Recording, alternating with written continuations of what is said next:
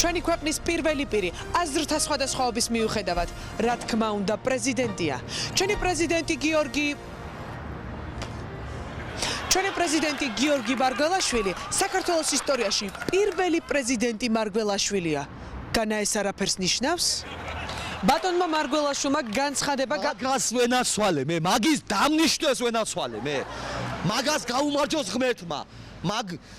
ვიზე ამბობთ? ხო მივხვდით კაცო მარგველაშვილზე. ეგ განათლებული კაცი ეგ ჩემი ჯერა? უპატიოსნესი ადამიანი ეგ. პრეზიდენტი მარგველაშვილი ისეთი კარგი პრეზიდენტია, რომ მან სამშობლოსთვის წვერიც კი გაიპარსა.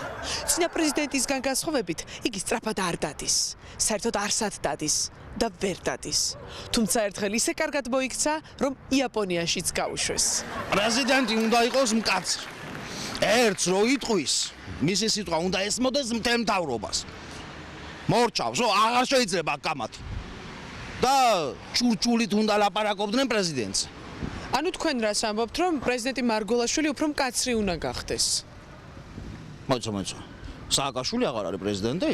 პრეზიდენტ მარგველაშვილის კარგ თვისებებზე ყველა ლაპარაკობს. თუმცა ზოგიერთმა მათგანმა ინკოგნიტოდ დარჩენა ამჯობინა. სხვათა შორის, გიორგი არის ძალიან კულტურული და განათლებული ადამიანი. მას აქვს არჩეული ანალიზის უნარი. ამ ბოლო დროს კი ისი დამტკიცა, რომ დამოუკიდებლობის მოყოლული კაცია. თუმცა, სამწუხაროდ, ისე მოწყდა ხალხს, რომ მოქალაქე სხვა აღარ ისმის.